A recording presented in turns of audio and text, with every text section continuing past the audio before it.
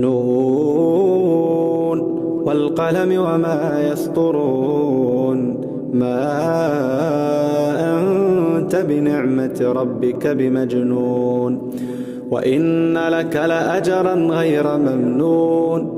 وإنك لعلى خلق عظيم فستبصر ويبصرون بأيكم المفتون إن ربك هو أعلم بمن ضل عن سبيله وهو أعلم بالمهتدين فلا تطع المكذبين ودوا لو تدهن فيدهنون ولا تطع كل حلاف مهين هماز مشاء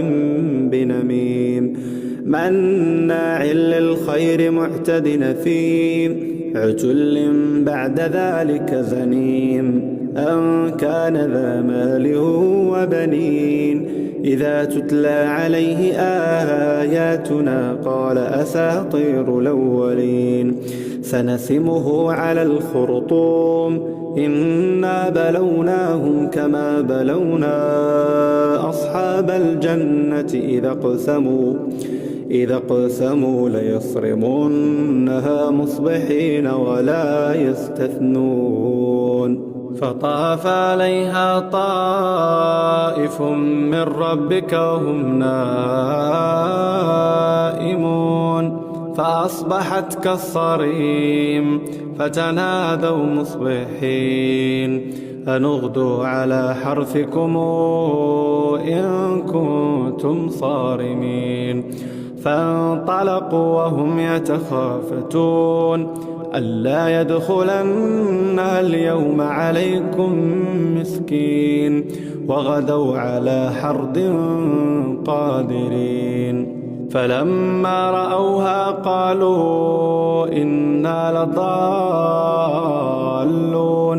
بل نحن محرومون قال أوسطهم ألم قل لكم لولا تسبحون قالوا سبحان ربنا إنا كنا ظالمين فأقبل بعضهم على بعض يتلاومون قالوا يا ويلنا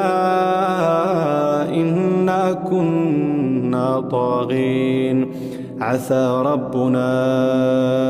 أن يبدلنا خيرا منها إنا إلى ربنا راغبون كذلك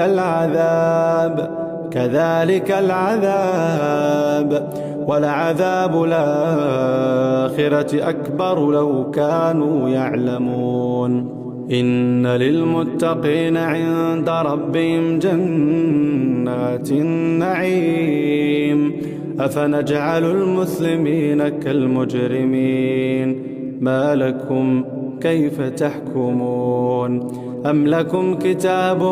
فيه تدرسون إن لكم فيه لما تخيرون أم لكم أيمان علينا بالغة إلى يوم القيامة إن لكم لما تحكمون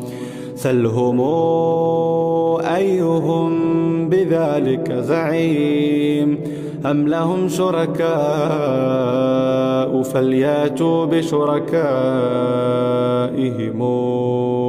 إن كانوا صادقين يوم يكشف عن ساق ويدعون إلى السجود فلا يستطيعون خاشعة أبصارهم ترهقهم ذلة وقد كانوا يدعون إلى السجود وهم سالمون فذرني ومن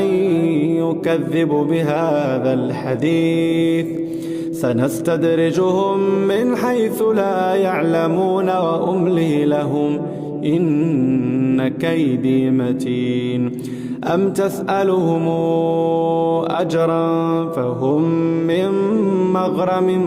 مثقلون أم عندهم الغيب فهم يكتبون فاصبر لحكم ربك ولا تكن كصاحب الحوت إذ نادى وهو مكظوم لولا أن تداركه نعمة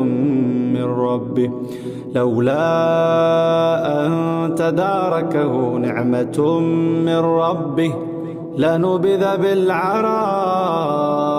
وهو مذموم فاجتباه ربه فجعله من الصالحين. وإن يكاد الذين كفروا ليزلقونك بأبصارهم لما سمعوا الذكر ويقولون إنه لمجنون وما هو إلا ذكر للعالمين.